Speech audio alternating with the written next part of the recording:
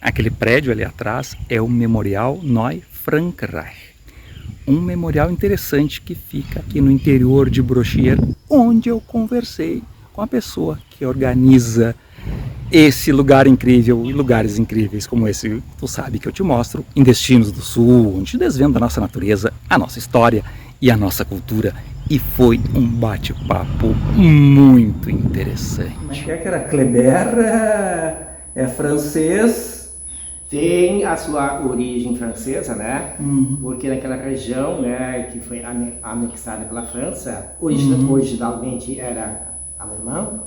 Hoje o sobrenome está ali espalhado por tudo que é casa comercial, enfim, na rua, né? Ruas com o sobrenome Kleber, e além do busto do general importante lá com o sobrenome Kleber. Kleber. Será que é seu parente aí? Falando... O senhor Rubio Kleber. Eu precisava ter me apresentado, né? Quem sabe nós somos parentes, né? Quem sabe chegar lá no general, você é parente. Parente, porque o sobrenome Kleber, até vou colocar aí depois, né?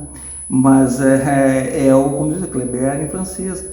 Na realidade, o senhor deu aula aqui no Memorial Neue Frankreich. Frankreich. O senhor tem que falar, que sabe a pronúncia melhor. Apesar de o senhor, na realidade, sim, teria essa descendência francesa, mas falava alemão e o senhor chamado, na verdade, vindo da Alemanha, porque a região antes pertencia à Alemanha, o senhor viu isso na França lá. Porque o meu descendente imigrante veio por 1841, fora já daquelas levas iniciais de 1924, 26, 30, ele veio separadamente em 1941, aos 25 anos, e veio se estabelecer aqui na Picada 48, hoje seria Lindolfo Collor. Lindolfo Collor ali. Isso, né? E aí então foi o único, né, dos Kleber que veio para cá. E então, hoje, aqui no Brasil, tudo que tem sobrenome Kleber descende desse Pedro Kleber. Pedro Kleber. É interessante que tem um nome Kleber, né? Sim, mas... Às vezes é um jogador, Kleber e tal, mas esse é um sobrenome. É curioso. Exatamente, né? Mas o que acontece hoje? Quando eu preciso me apresentar e alguém tem que escrever, eu digo Rubio Kleber.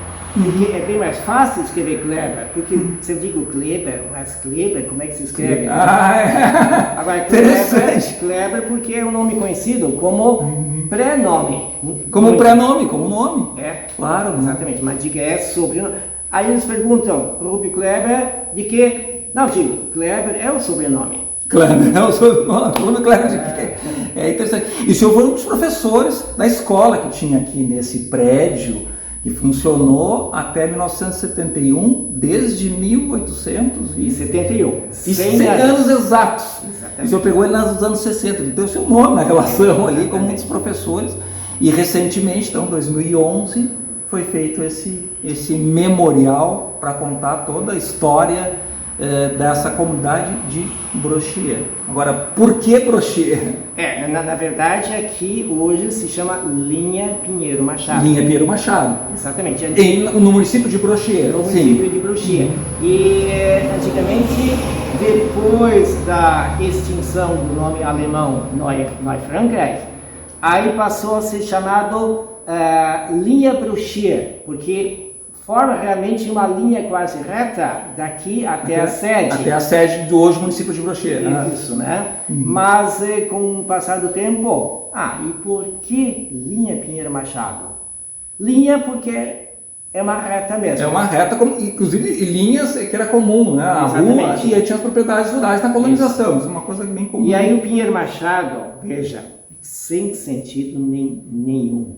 Como todos os nomes existentes naquela época tinham que ser rebatizados por um nome em português, deram esse nome em homenagem ao senador da República daquela época, Pinheiro Machado. Pinheiro Machado, simplesmente. Na realidade, pelo um aportuguesamento, colocação de nomes portugueses no período da guerra. Eu acho que foi também isso. Exatamente, né? Mas bem que poderiam ter transformado em Linha Nova França? Nova França. ou Novo Paris, que é uma comunidade aqui também, adiante, aqui, exatamente. Né? Inclusive essa troca, né, já é comum, acontecia durante a Segunda Guerra, né, principalmente na região que falava alemão, e inclusive tem a sociedade tinha um nome germânico.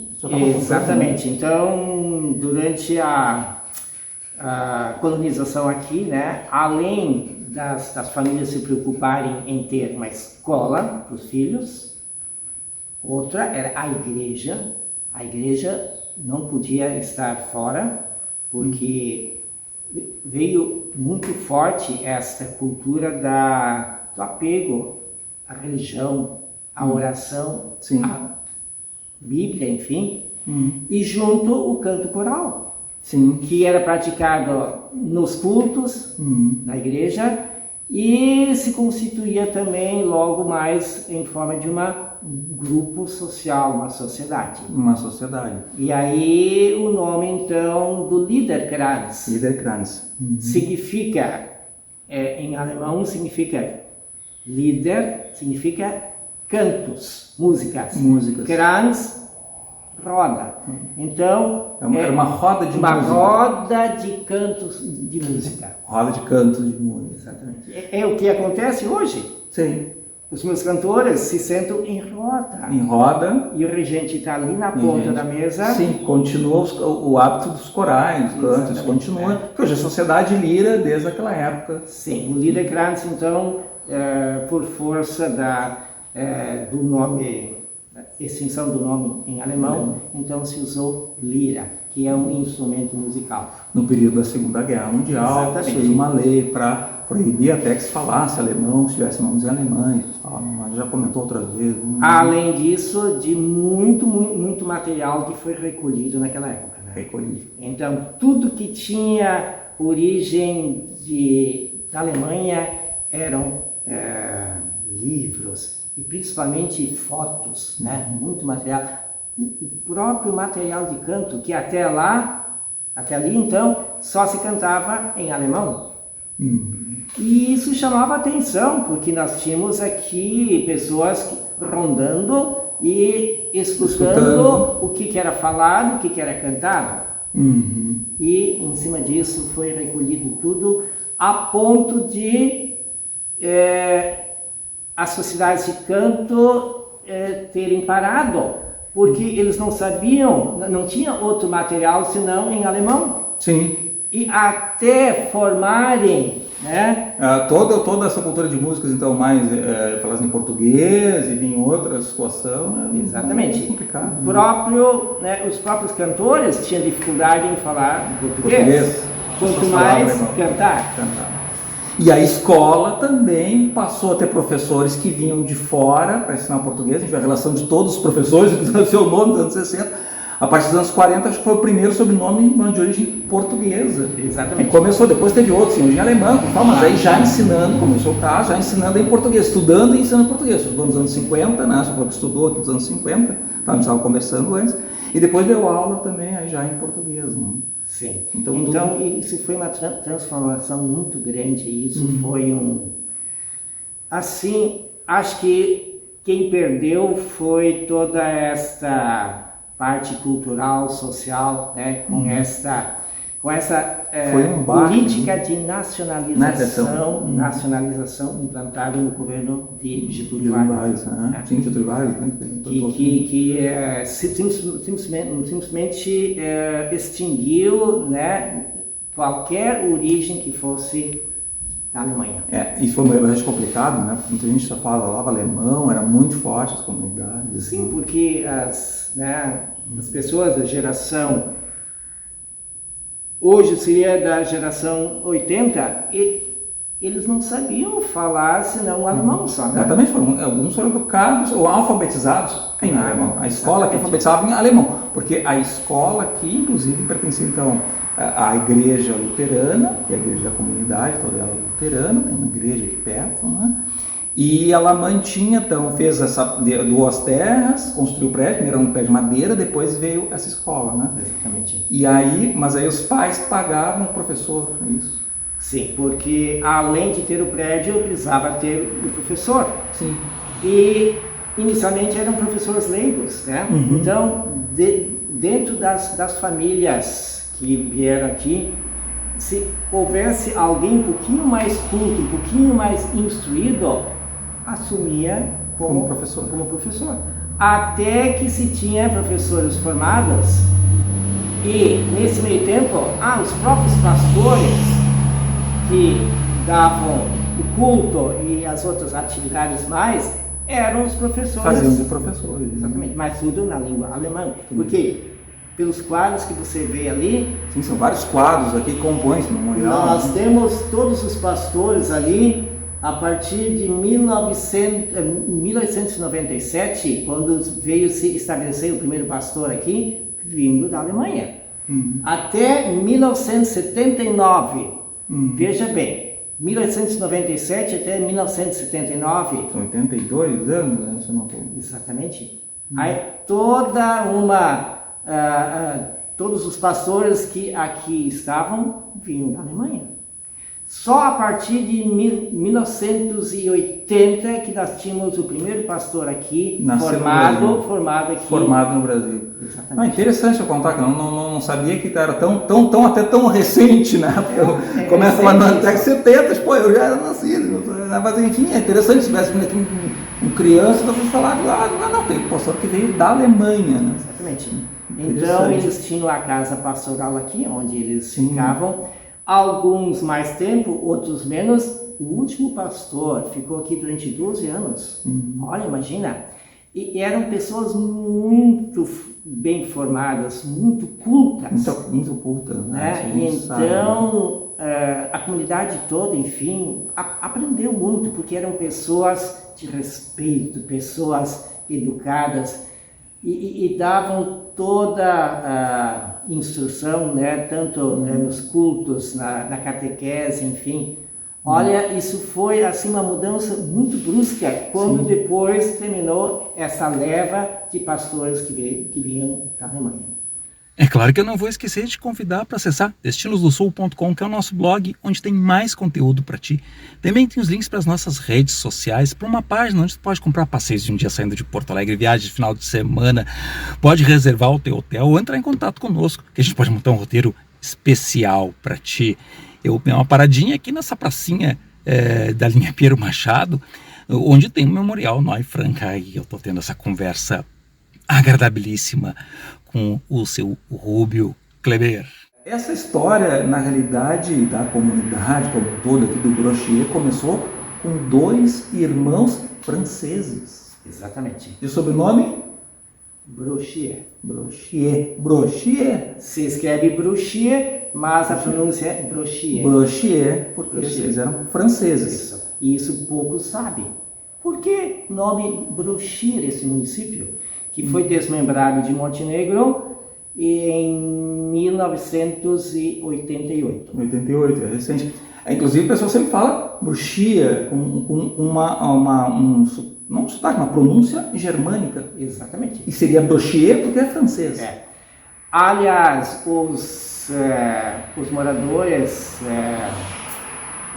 daquele tempo, enquanto esses Brochier estavam aqui, se dizia Brochier, vamos até a sede de Brochier. Isso era muito comum. Só que hoje em dia, por causa da escrita, enfim, tudo que você vê nas casas ali, comerciais, enfim, é Brochier. E aí as pessoas se acostumaram a falar Brochier. Mas a grafia é essa mesmo, original? A grafia é essa. Sim, do sobrenome de 2 irmãos que vieram aqui, e um casou com uma outra, uma mulher de origem francesa, outra família francesa, Satik.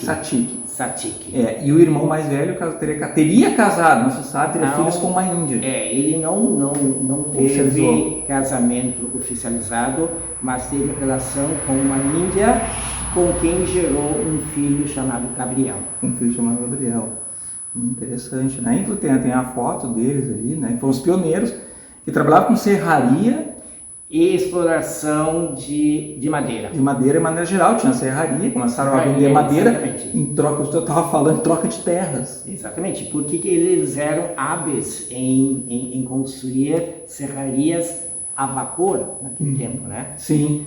Então, como eles tinham próprio, e isso chamou atenção para outros fazendeiros que também, porque, pensa bem, essa área toda era uma floresta. Sim. Uma floresta, madeira nobre, mas predominava muito a araucária. Araucária. Né? Que era a nativa original, Nativa da região, daqui, né? serra, vai descendo assim, no vale. E aí precisava uma serraria para transformar essas toras. Uhum. Mas é interessante, que eu vou colocar agora aqui, por que eles se estabeleceram ali na sede que a gente conhece hoje? Sim, que hoje virou a sede principal do município. Exatamente, à beira de um arroio, o Arroio Bruxeiro. Uhum. Porque ele servia como forma de poder transportar a madeira para os grandes centros. Para os grandes centros, porque o arroio vai sair no Rio Caí, exatamente, rapidamente, ali o Rio Caí, ali a parte de Montenegro, ali, né? Acho que o arroio ele acaba chegando até ali, perto da cidade, e aí ali é o grande Rio Caí, aí sim chega a Porto Alegre, né? Sim. Saía então ali da sede, o que é hoje a sede, né? E as toras, ou as madeiras já transformadas, despencavam ali da cascata da Vitória. Na cascata da Vitória, em Maratá. Em Maratá já. Eu já botei uns vídeos uma vez, a gente tá fazendo, vamos ver se dá para ver hoje lá de novo, vai gerar um outro conteúdo, na cascata Vitória. Exatamente. E passava, tinha uma usina hidrelétrica ali. Exatamente, também, né? Então passava ali, a usina de repente era mais tarde também, claro, né? Sim, seria mais no século XX, eu estou falando isso no século XIX ainda, quando eles chegaram em 1832, né, que eles chegaram aqui. Então, durante o século XIX, antes da instalação dessa usina, que eu lembrei agora rapidamente, eu contou a história, não sei exatamente qual é o ano que ela começou, mas eu sei que era na Vitória, a usina era na Vitória, não na Cascata Maratá. Tem outra cascata na cidade chamada Maratá e tem a Cascata Vitória, a cascata imponente. E as toras então desciam daqui do Bruxeiro e despencavam na cascata, e depois entrava no Arroio Maratá. Entrava no Arroio Maratá, que desembocava lá no Rio Caí, perto ali de Pareci. De Pareci, um pouco antes de Montenegro. Eu estava falando onde é que ele vai chegar, um pouco antes, já vi que ele é um pouco antes, entre Pareci e Montenegro. Isso, a cidade de Pareci Novo, tem um seminário bem interessante lá, contei essa história. Antes da cidade um pouquinho, né? Uhum. Tem a ponte que a gente atravessa ali antes de chegar na cidade. O Maratá chega ali, eu tinha ali sai um Maratá. Eu estava olhando o mapa, não sei se eu localizei bem, então, foi o Maratá. Mas então despencavam as toras até chegar lá. E aí pelo Rio Caí, chegava até acho que até Porto Alegre, no caso. Uhum. Sim, quando eu caía até Porto Alegre, aí ia para outros centros, em outra época começou a ter o trem, depois, aí poderia chegar para andar pela Lagoa dos Passos, não sei se chegaria até esse ponto, mas já no centro, até Porto Alegre. Porto Alegre já estava se desenvolvendo mais, sim, era o centro aqui, próximo, né? Aí Pelotas, que é uma cidade importante, mas Porto Alegre. E veja bem, por que era a única forma? Porque não se tinha outro meio de transporte. Para madeira, né? O trem veio em 1910. Sim, só. Aí até teria sido fácil, porque Maratá tinha a estação do trem. Sim, o trem passava. Mas isso era em 1910. 1910. E aí já tinha passado aquele ciclo. Exatamente, aquele ciclo. Não se fazia mais corte tão intensivo de madeira, né? E também já não tinha mais. Não tinha mais. Sim, e nessa época eles já tinham, como o senhor contou, né? Já tinham comprado terras em troca de madeira, tinham muitas terras e passaram, inclusive, a lotear elas para, então, imigrantes germânicos. Exatamente. Então, como os irmãos Bruxeiro foram aumentando, né, a área de terra que eles estavam adquirindo, né, o que eles iam fazer? Senão dar essa chance, né, eu acho que até foi uma ideia genial, né, para começar a colonização efetivamente. Porque até então não se tinha colonização, só se tinha aqui uma exploração quase. Uma exploração da madeira, grandes extensões de terra, ou eles compraram essa terra e começaram a crescer. Eles estavam sozinhos praticamente, assim, essas duas famílias, dois irmãos, né? E começaram a fazer isso. E aí começou a vir esse empreendimento, essa colonização, na verdade, privada. Teve algumas colonizações, né, algumas colônias que eram do governo, do império na época, né, que propunha, mas tinham colônias privadas também. Esse foi o caso. Fez uma colônia, vou trazer colonos aqui também, pilotear isso aqui, já ter pequenas propriedades e deu origem a essas que tem hoje. Né? E essas famílias vieram aqui da região de Dois Irmãos, Santa Maria do Herval, Lindolfo Collor, né? Sim. Que lá já havia esgotado, né, as terras, e as famílias aumentando com os filhos, e esses já não tinham mais espaço para poder trabalhar. Então, em vista disso, a procura então para novas terras. É o que aconteceu a partir de 1866. E aí começaram a vir para esses lados aqui, né? Sim. E aí veio, que aí foi feito, eles começaram a fazer esse loteamento para aqueles que já não tinham mais terras próximos a São Leopoldo, os grandes primeiros centros da colonização. Senhor Rubio Kleber, muito obrigado por esse depoimento. Bem interessante essa história, muito bonito o memorial. É uma história bem interessante e está preservado esse lugar também, que foi importante na comunidade também. Exatamente. E é o que a gente pode deixar, né, para as gerações futuras. Não sei o valor que eles vão dar a isso, porque muitas vezes o santo de casa não faz milagre, né? É o que eu percebo aqui também, mas isso não me preocupa.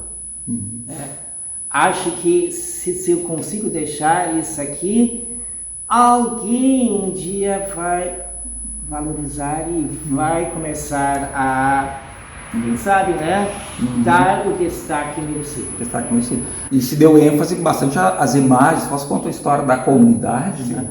Com destaque para a imagem dos irmãos ali que começaram. E sabe que não foi fácil eu conquistar essas fotos todas, porque são tudo fotos que estavam guardadas aí nas casas das famílias, que muitas vezes nem elas sabiam que tinham essas fotos.